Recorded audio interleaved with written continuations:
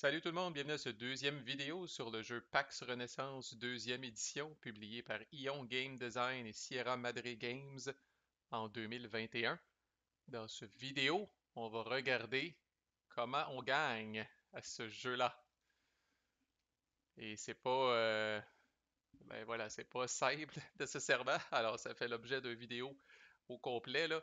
On n'a pas affaire ici là, à une petite traque de points de victoire, là, puis à la fin de la game, celui qui a le plus de points gagne, là. C'est vraiment pas ça, là. À la manière des PAX, déjà quand vous commencez avec les win conditions, là, les gens à qui vous expliquez le jeu commencent à avoir les oreilles qui chauffent. Bon, sans joke, c'est pas si pire que ça. OK. On a déjà vu dans la vidéo précédente du setup qu'à l'intérieur de ces deux decks-là, dans le bas de ces deux decks-là, dans les dernières 14 cartes, se trouvent deux cartes comètes dans chacun des decks. Donc on a quatre cartes de comètes en tout. Et éventuellement, au fur et à mesure là, que les joueurs, on va voir les détails de tout ça, mais à mesure que les joueurs vont s'acheter des cartes, ça va laisser des trous. On va remplir ces trous-là avec les cartes du deck. Vous l'aurez deviné. Puis à un moment donné, aux surprises, il y a une première comète qui va apparaître sur le marché. À partir du moment où une comète, puis en passant les quatre comètes, là, malgré que le flavor encore là est différent, que le nom de la carte est différent, là, au niveau des règles, les quatre comètes sont identiques. Là. Fait que tôt ou tard, il y a des comètes qui vont commencer à apparaître dans le marché, et à partir du moment où les comètes sont là, elles peuvent être achetées par les joueurs au même titre que ces joueurs-là là, peuvent acheter, au même titre que ces joueurs-là peuvent acheter n'importe quelle carte, ils vont pouvoir acheter les comètes. Quand un joueur achète consciemment une comète, on va dire, là, se paye une comète dans le marché, ce joueur-là peut choisir n'importe laquelle des quatre conditions de victoire qui sont ici et qui sont encore inactives. Au début de la game, les quatre conditions de victoire, c'est assez rare qu'on voit ça dans un jeu, là, les quatre conditions de victoire sont inactives. Ça veut dire qu'elles existent, il faut les connaître, évidemment, c'est les mêmes à chaque game, là, à un moment donné, ça devient naturel, là. Mais n'empêche, au début de chaque game, ces conditions de victoire-là sont inactives. Elles vont devoir être activées par les joueurs en achetant des comètes. La seule chose, la seule et unique chose qu'on fait quand on s'achète une comète du marché, là, c'est que comme joueur, on choisit une des quatre win conditions et on la flippe physiquement là, avec le jeu. Là. On tourne la carte, on tourne cette win condition-là et elle devient active jusqu'à la fin de la game. Il n'y a rien qui va pouvoir désactiver cette condition de victoire-là. Elle est active jusqu'à la fin de la game. Fait que typiquement, là, ça prend pas un gros cours de stratégie incroyable là, pour savoir ça.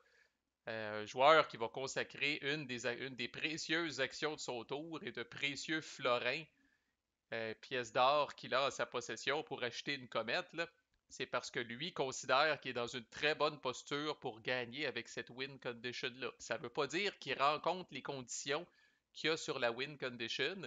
Ça veut même pas dire qu'à terme, c'est lui qui va gagner avec cette win condition-là. J'ai vu plus qu'une game où la personne qui gagne avec une win condition n'est pas celle qui avait acheté la comète pour cette win condition-là. Ça fait partie des nombreuses affaires savoureuses de ce jeu-là. Là. Mais évidemment, dès qu'une condition de victoire est active, oui, la personne qui a acheté la comète et qui a rendu la condition de victoire active est probablement dans une bonne posture, mais les autres joueurs, voyant que cette condition de victoire-là est active, là, vont être un petit peu plus motivés à travailler en ce sens.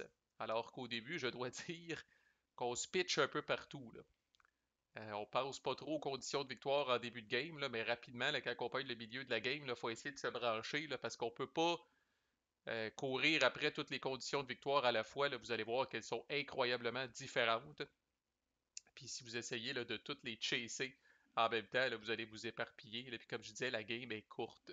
Fait que vous n'avez pas le temps là, de commencer à challenger tout le monde dans les 4 win conditions. Là. À un moment donné, il faut focuser. Puis il faut essayer là, de forcer pour une, peut-être deux.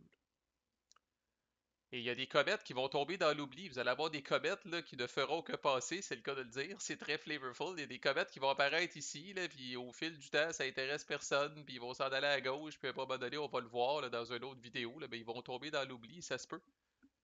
Alors, il y a des games où s'il y a seulement une ou deux conditions de victoire qui vont être activées par les joueurs. Ce sera même théoriquement possible, même si c'est assez exceptionnel. Ce sera même possible de faire une game au complet où aucune des conditions de victoire n'a été activée. L'achat d'une comète, c'est facultatif. Il va falloir qu'un joueur se mouille à un moment donné puis décide de l'acheter. Alors là, vous aurez deviné qu'on va voir les 4 conditions de victoire ensemble. Et c'est hot, là, moi, excusez, là, mais j'aime le jeu. Fait que là, vous allez m'entendre louanger le jeu à tour de bras à chaque vidéo, là. Mais ce qu'ils disent, c'est que dans le fond, là, la comète puis la condition de victoire, ça détermine un peu là, le futur de l'Europe, là. On allait dire le monde, là, quoi qu'à cette époque-là, l'Europe était pas mal le centre d'attention, là. Bref, ça va déterminer un peu là, les prochaines années en Europe, même les prochaines décennies, peut-être même les prochains siècles en Europe, comment la game se termine. Alors, on va y aller en ordre de complexité. Euh, et on va aussi y aller en ordre de comment elles sont fréquentes, ces win conditions. Parce que je dois vous dire, puis je pense que ce que je vais vous dire, c'est pas mal partagé dans la communauté des gamers de ce jeu-là, mais je vais vous dire, moi, je vais vous les présenter dans l'ordre les plus courantes où moi je les vois se produire. Celle qu'on voit le plus souvent, alors c'est l'âge de feudalisme. Alors c'est un peu la poursuite du Moyen Âge, malheureusement pour l'Europe, là. Le Moyen Âge qui s'étire. C'est ce qu'on appelle la victoire impériale, là, c'est écrit en dessous. Alors, quand cette condition de victoire-là est active, et en passant, d'acheter la comète active la win condition, mais comme on va le voir là, dans les prochaines vidéos, là, de, je dirais bien ça, de triguer la victoire, c'est une autre action, là. Alors, acheter la comète, c'est une action. Choisir une des win conditions actives quand on remplit les critères pour dire voilà, je gagne, ça, c'est une autre action. Alors, on va le voir dans une autre vidéo, mais un joueur a 2 actions dans son tour. Alors, pour être capable d'acheter une comète puis de gagner tout de suite, il faut que ça se fasse dans le même tour. Typiquement, ce qu'on va voir, comme je disais, là, c'est un joueur qui achète une comète, qui prépare le terrain, qui active sa win condition pour que quand va arriver son prochain tour, peut-être il puisse faire une action pour améliorer un peu, là, rencontrer les critères de la win condition, puis que sa deuxième action, là, il va aller trigger la win condition qu'il a lui-même activée là, à son tour précédent, là. Fait qu'on on va voir les détails de ça, là. Bref. Alors, quand ça c'est actif, on va quand même la flipper là, pour vous montrer son côté justement actif.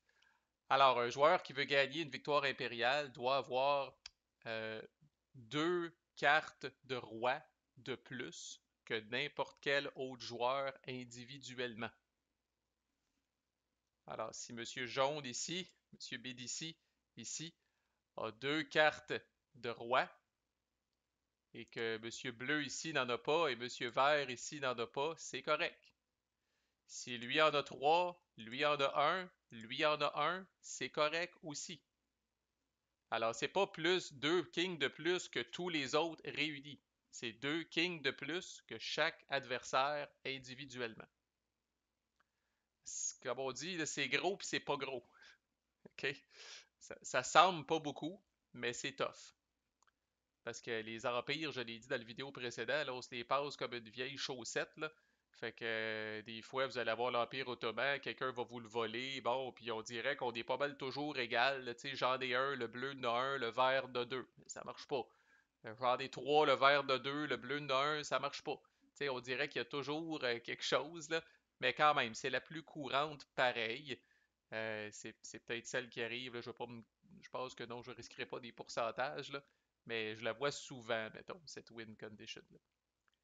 Alors, un king, c'est un de ces 10 empires-là. Fait que ça, théoriquement, on va commencer à s'approprier le vocabulaire. Donc ça, on appelle ça des empires. Et quand ils sont du côté jaune, comme ça, ils sont de leur côté king. Alors, elles sont recto verso, ces cartes d'empire-là, là. Le côté king, qui est plus une monarchie, là, comme on voyait typiquement là, dans le temps du Moyen Âge.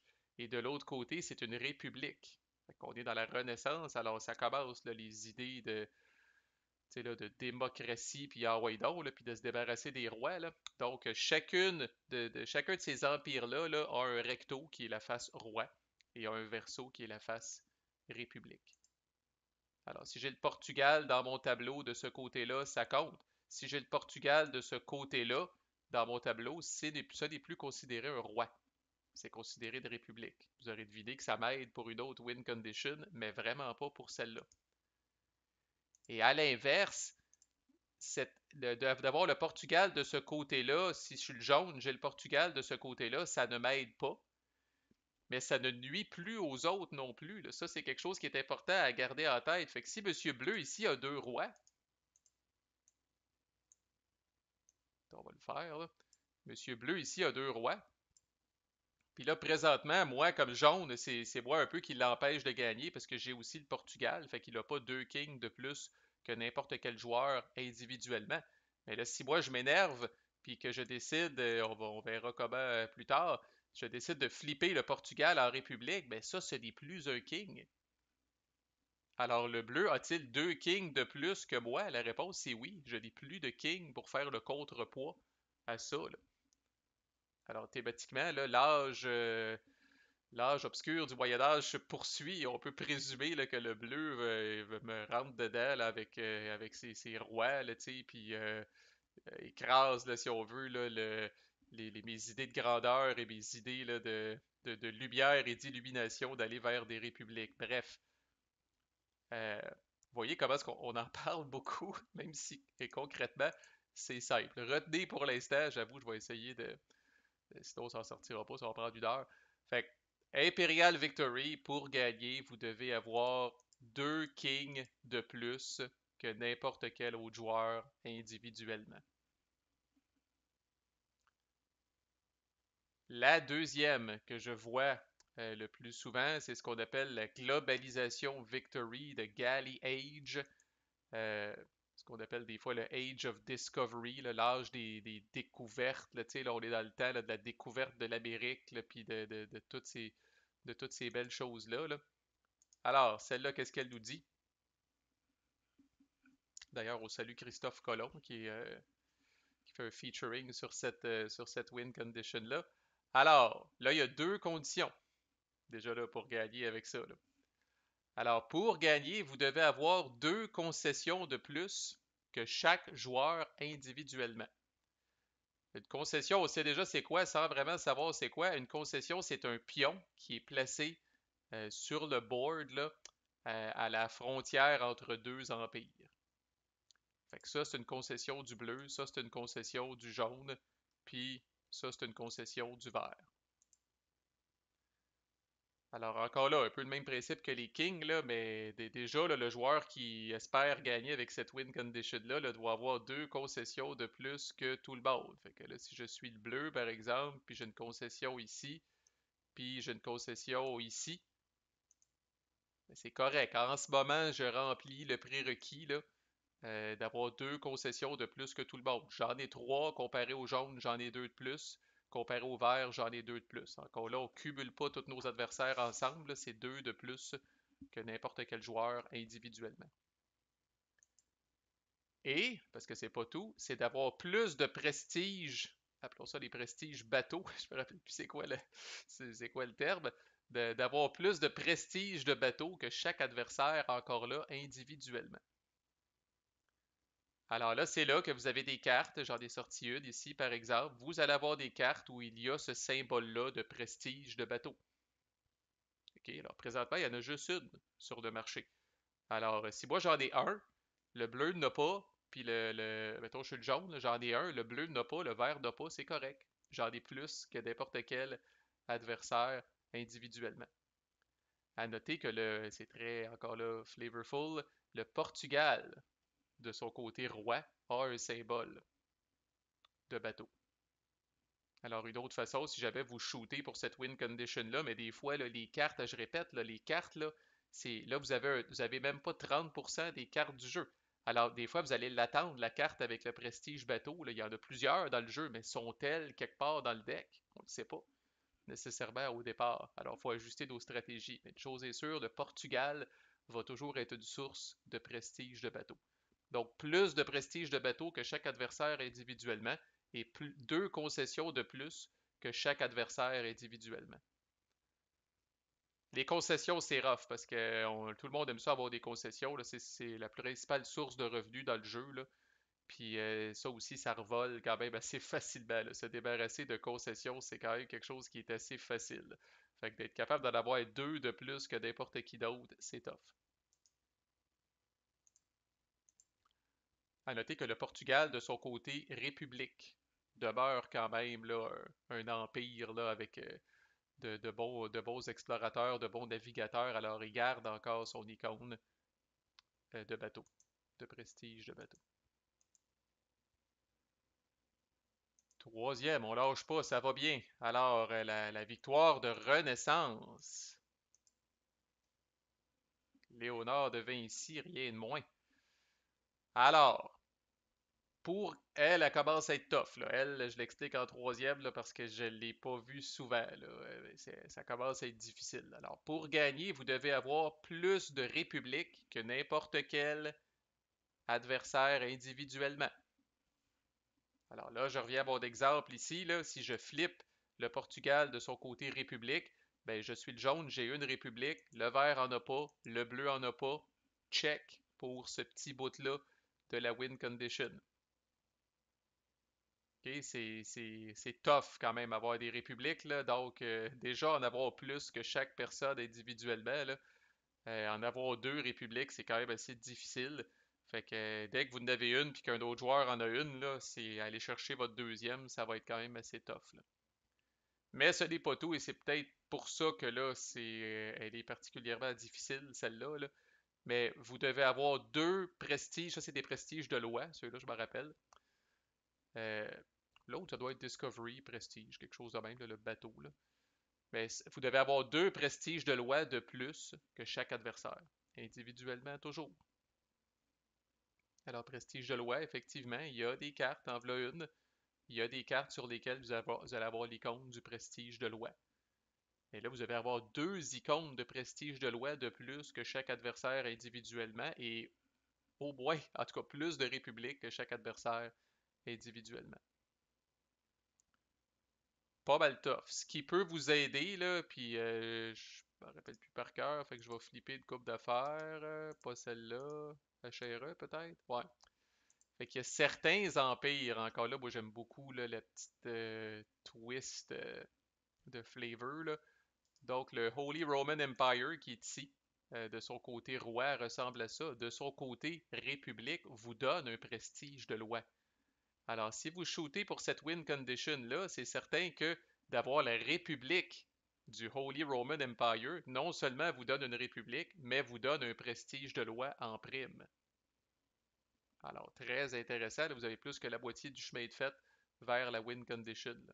Je pense que c'est pas le seul, effectivement. La Hongrie aussi a un prestige de loi du côté de sa république. C'est peut-être les seuls, par exemple. Ouais, je pense que c'est les seuls. Ah non, les Papal States aussi ont cette icône-là. Alors voilà, si vous avez ça, vous pouvez faire une victoire de type Renaissance. Et ensuite, la victoire religieuse, de loin la plus tough et de loin la plus complexe à expliquer. Là, je vais dire des affaires qu'on n'a pas vues encore, là, mais c'est pas grave, là, on va juste comme résumer un peu cette win condition-là, là, puis c'est des choses sur lesquelles on va revenir en cours de route. Là. D'abord, pour être capable de gagner une victoire religieuse, il doit y avoir sur le jeu ce qu'on appelle une religion suprême, qu'on pourrait dire une religion dominante. Là, les autres ils appellent ça un supreme religion. Là. Il doit y avoir une religion qui se démarque du lot. Et c'est ce qui est le plus tough. Et souvent, là, dans la grande 90% du temps, à un moment donné dans le jeu, là, il n'y a pas de religion dominante. Alors même si vous voulez, vous n'êtes pas capable d'avoir une victoire religieuse. C'est ce qui fait, selon moi, que c'est la plus rare des cas. Pour qu'une religion soit dominante, d'abord, là, je vous initie à un principe. Là, pour épargner votre santé mentale, dans mon vidéo d'intro, j'ai appelé ça ici des tokens dorés, des tokens verts et des tokens rouges. Ici, ce sont en fait des tokens catholiques. Ici, c'est des tokens islamiques. Et ici, c'est des tokens réformistes. Alors, ça représente les trois religions dans le jeu, là, le catholicisme, l'islam et la réforme protestante là, qui a commencé dans ces années-là. La couleur de ces tokens-là là, représente leur religion, si on veut. Alors, pour qu'une religion soit suprême, il faut qu'il y ait plus de bishops, donc de fous, de cette religion-là que les deux autres religions combinées. Alors, cette fois, c'est combiné, c'est-à-dire que si, par exemple, j'ai deux bishops catholiques sur le jeu, peu importe où, et que j'ai un bishop de l'islam et un bishop réformiste, ça marche pas.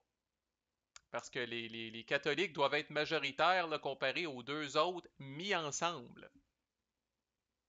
Mis ensemble. Alors, juste là, c'est extrêmement tough, là. Par contre, si on enlève le bishop réformiste là, de la picture, comme on dit, ben là, oui, j'ai deux bishops catholiques par rapport à un bishop islamique, pardon. Là, c'est correct. Mais ce n'est que la moitié là, pour être religion. Fait que pour être religion suprême, déjà, on check les bishops en partant. Souvent, ça va régler la question assez vite. Là, dans un cas comme ça, possiblement que le catholicisme est la religion suprême, on va confirmer avec la deuxième patente. Ça dit que vous devez avoir plus de tokens catholiques sur des théocraties catholiques qu'encore là les deux autres religions combinées. Ça veut dire quoi? Au début du jeu, il y a deux théocraties en jeu. Évidemment, les Papal States, qu'on reconnaît par le symbole du crucifix, et les Mamelouks, qu'on reconnaît par le symbole là, du fameux croissant de lune, ici pour l'islam.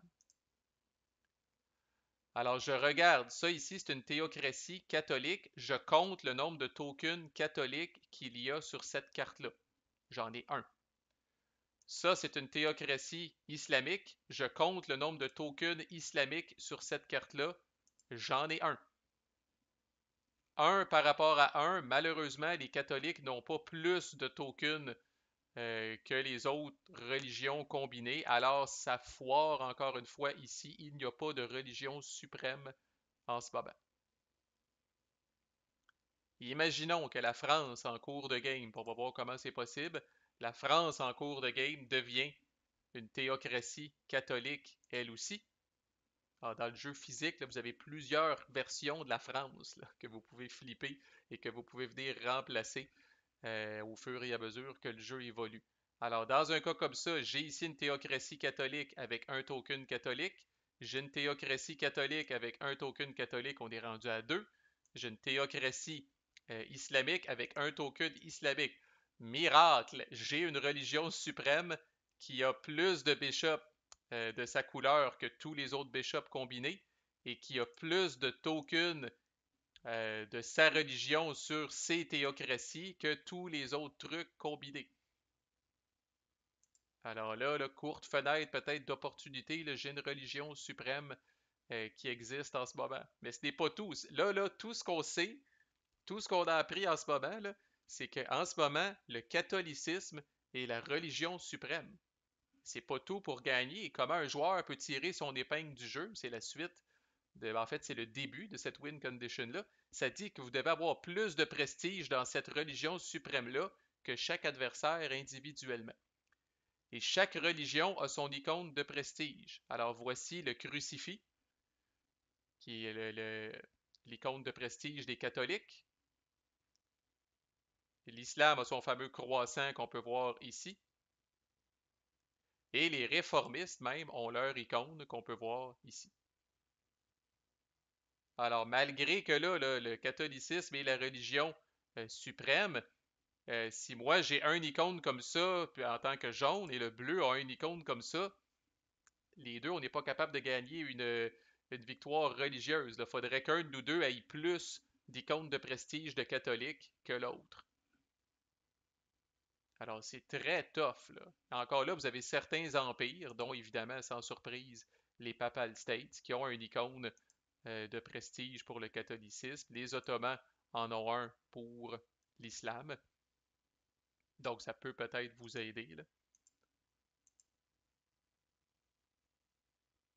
Fait que pour être bien certain, fait que là, la religion catholique présentement est suprême. Quelqu'un, via une action, réussit à flipper les Ottomans à islamique.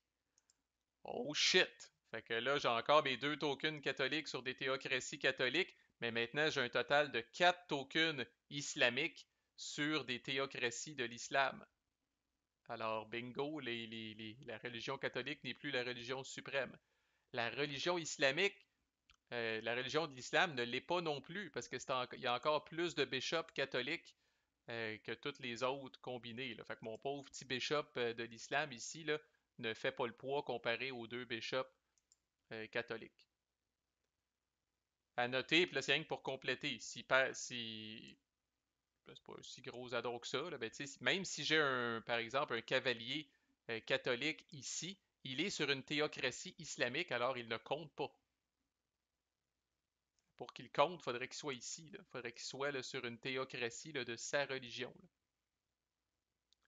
À noter aussi, on va remettre ça médiéval, puis on va mettre ça, on va se mettre un petit peu de piquant, on va mettre ça réformiste. On va venir mettre une tour réformiste ici, puis un cavalier réformiste ici. Là. En fait, même pas besoin de mettre le cavalier. Là. Si je remets ça comme c'était au début, là, voilà. Fait qu'encore là, je fais le décompte. Fait que théocratie catholique, un token catholique. Théocratie catholique, un token catholique.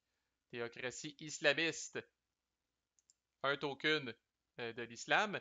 Théocratie réformiste, un token de la réforme. Je dois avoir le plus de tokens que tous les autres combinés. Alors 2 contre 2, ça marche pas, même si c'est deux des autres religions. Alors c'est ça qui fait que c'est très tough d'être religion suprême. Là. C'est le cas, le mot est bien choisi. Là. Vous devez vraiment être la religion suprême, là, sans aucun doute. Là. Dès qu'il y a un petit peu là, de compétition, là, si on veut, là, vous devez vraiment clencher là, les autres religions combinées, autant au niveau des bishops qu'au niveau des tokens sur les théocraties. Là.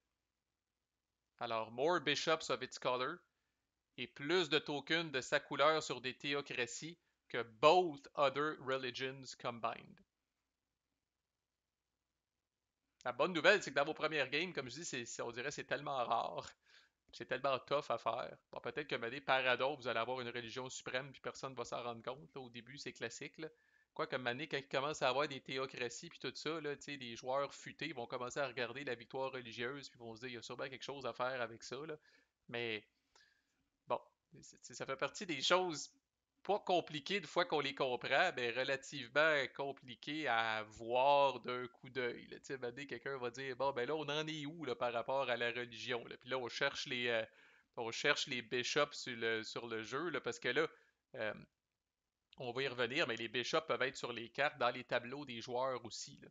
Fait que là, maintenant, là, c'est la course au bishop. Là. Bon, une fois qu'on est expérimenté, on sait que le jeu vient avec 5 bishops de chaque couleur. Alors, juste en regardant les bishops qui sont encore dans le supply, on est capable de savoir il y en a combien en jeu. Là. Sinon, il faut les pourchasser un peu partout, puis faut checker les théocraties aussi. Là. Et tout ça, c'est dynamique, c'est en mouvement constamment. Des bishops s'ajoutent, des bishops, en guillemets, meurent, des théocraties redeviennent médiévales, d'autres théocraties s'ajoutent. Là. Alors, tout ça, c'est dynamique. Là.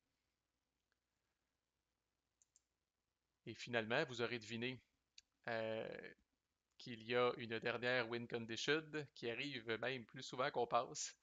Euh, plus vous êtes nombreux en termes de joueurs, là, je pense plus elle va arriver souvent. Là, à 4 joueurs, elle doit arriver plus souvent qu'à 3 joueurs. Mais évidemment, qu'est-ce qui arrive si personne a gagné? Bon, ben, quand est-ce qu'on trigue la fin du jeu? Alors, quand on n'est plus capable, dès qu'on n'est plus capable de remplir un trou sur le marché. Donc, dès qu'il y a un trou sur leur marché ou que normalement on viendrait refiler, on va voir dans une prochaine vidéo les détails de ça, là. Mais dès qu'il y a un trou dans le marché, normalement à la fin du tour de quelqu'un, là, on vient remplir avec les decks. Alors, à l'instant où on n'est plus capable de refiler le marché, pas quand les decks sont vides, si on n'est plus capable de remplir un trou du marché, là, la game se termine instantanément. Et là, c'est la personne qui va avoir le plus d'icônes de prestige, là, ils appellent ça des patrons prestige, là, avec la face du bonhomme ici. Là. Alors, en fin de game, là, tout ce qui compte, là, la principale chose qui compte, c'est ces icônes-là. Là. Alors, c'est très prisé parmi les cartes du marché parce que souvent, une stratégie qui est très viable, c'est de se booster en icônes comme ça et de passer le reste de sa game uniquement à contrecarrer les win conditions qui vont être activées via les comètes. Et d'espérer qu'avec le temps qui passe et les decks qui s'épuisent, vous allez arriver à la fin de la game et vos patrons prestige vont vous permettre de gagner. Alors, c'est le joueur qui a le plus de prestige de patron qui gagne la game. En cas d'égalité entre deux joueurs, c'est le joueur le plus riche qui gagne. Donc, si j'ai deux patrons prestige comme ça, je suis le jaune encore une fois. Le bleu en a deux lui aussi. Mais la game vient de se finir. J'ai 4 piastres, il y a 3 piastres, c'est moi qui gagne. Et si deux joueurs ont le même nombre de patrons, sont égales dans le plus haut nombre d'icônes de patrons prestige et ils ont la même quantité de cash, je pense que j'ai vu ça une fois, c'est une victoire partagée à ce moment-là. Et encore là, vous avez trois empires, je crois, ouais, la Hongrie, le Papal States et le Mamelouk qui ont une icône comme ça. Alors ça en a fait des empires très prisés quand on sent la fin de game arriver. Alors voilà, là, je vous ai peut-être. Là, vous êtes probablement à un Y où est-ce que vous êtes soit, tu sais, comme fucké d'intrigué, de dire holy shit, c'est donc bien riche, ces win conditions-là, je vais en savoir plus sur comment le jeu fonctionne, ou bien d'avoir une demi-heure juste pour expliquer les win conditions, t'es-tu malade? J'ai donné plus d'informations, tu sais, en temps normal, on y va beaucoup plus vite là, quand on s'installe pour jouer avec du monde. J'ai déjà teaché ça en, tu sais, en 45 minutes, là, ben, tu sais, format vraiment accéléré, là. Fait que, donc, soit que vous êtes intrigué ou que vous êtes écœuré à ce stade-ci. Fait que, là, si vous avez le goût de poursuivre, next dans la playlist, on va voir tous les trucs, là, acheter une carte, jouer une carte et vendre une carte. Et là, avec les win conditions en tête, là, tout ça va commencer là, à prendre forme dans votre esprit. Alors, lâchez pas, je le répète, il y a un bon jeu là-dedans. À plus.